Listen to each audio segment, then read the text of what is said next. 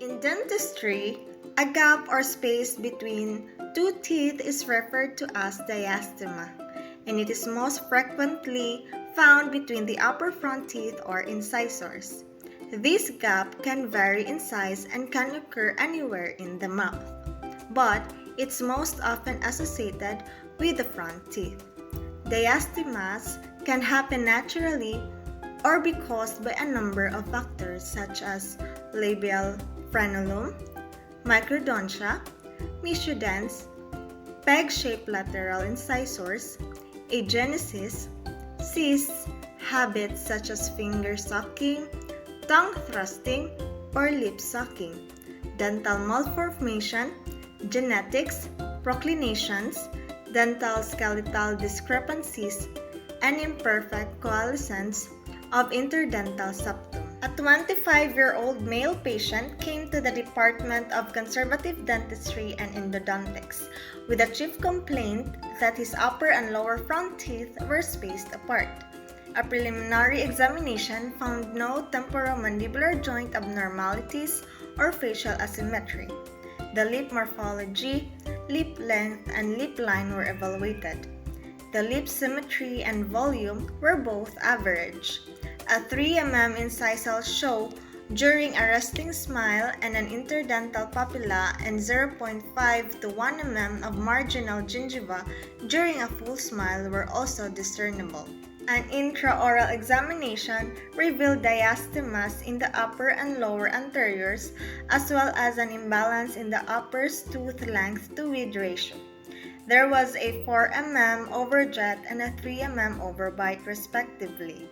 A soft tissue examination of the maxillary central incisors indicated the high frenal attachment. The condition for treatment planning of space closure in both maxillary and mandibular incisors was the reason for chief complaint, but upon examination, there is an overbite and overjet and a high frenal attachment in maxillary incisors. An interdisciplinary treatment plan involving crown lengthening by flap with ostectomy, frenectomy, and space closure with composite resins. The gingival harmony, smile line, degree of tooth display, tooth inclination, and the symmetry were evaluated if diastema is closed and the crown is in normal size.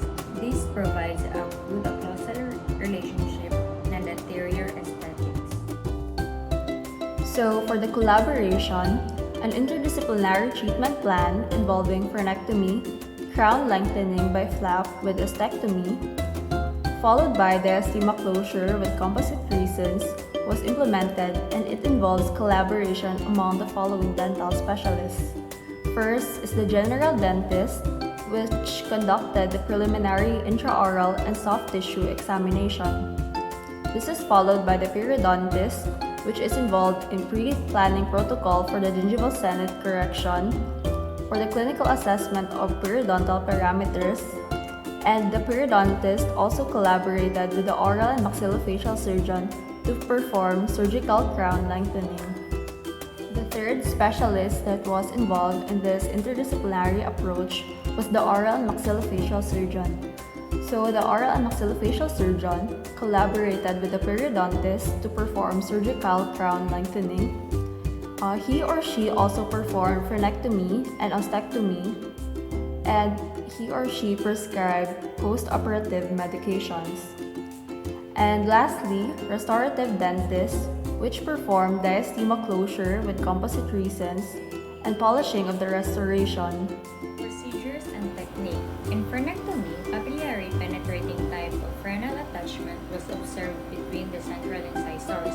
Frenectomy was done with a 940M diode laser, 1.2 wave, continuous wave, 400M fiber tip in contact mode, and no suture work.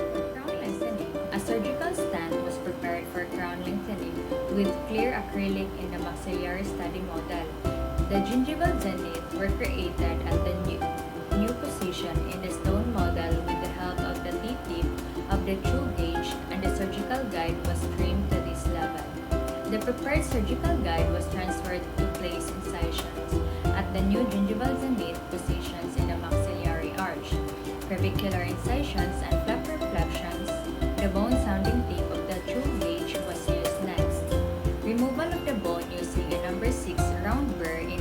high-speed micromotor handpiece under cold saline irrigation.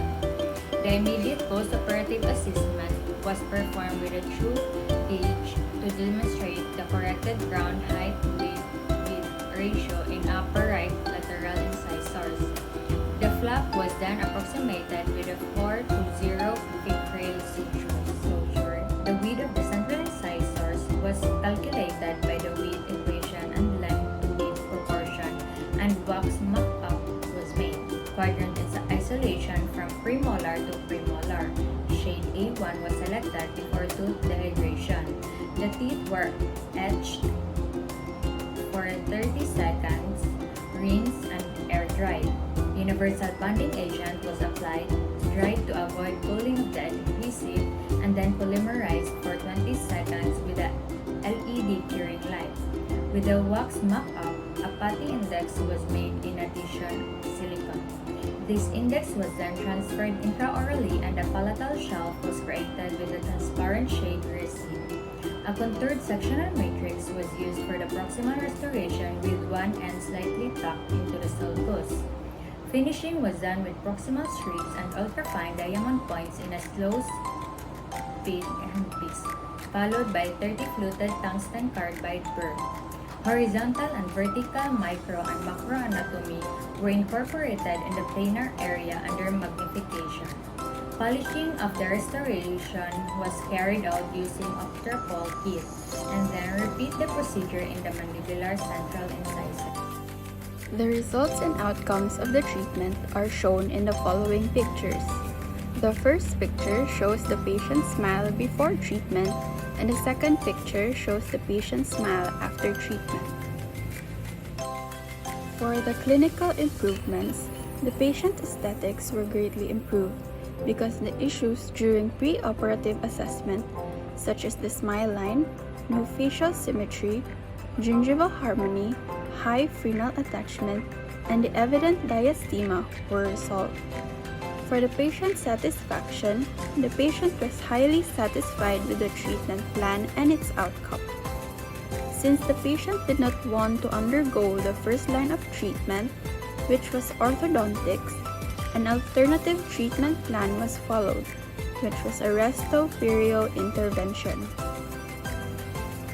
For the long-term success, the materials that were used during treatment, such as the universal adhesive system, had shown superior bond strength, and the techniques such as the palatal putty index method and the true bone sounding gauge help in the treatment procedure.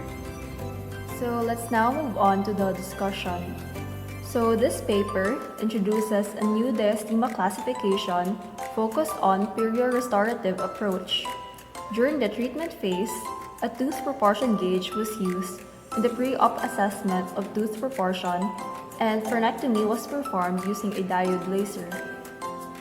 Crown lengthening was then performed following frenectomy. An ideal contact position and interdental crestal bone were established. After this, a wax mock-up was created on a diagnostic cast. During diastema closure, Solaire was the brand that was used as an adhesive, and palatal putty method was used in transferring tooth dimensions. Using the facial midline and philtrum as landmarks, the maxillary midline was established. Although the initial treatment plan involved orthodontic intervention, the patient declined this approach, thus diastema closure was carried out.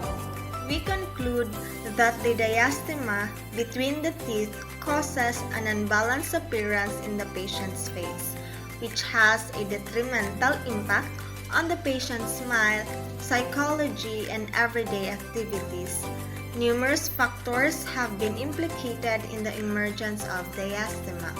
In order to get good results, patients frequently present with complicated problems that necessitate a multidisciplinary treatment strategy that takes into account the patient's needs, soft tissue shape, occlusion, and the causes of the disease, as well as the treatment's potential negative effects.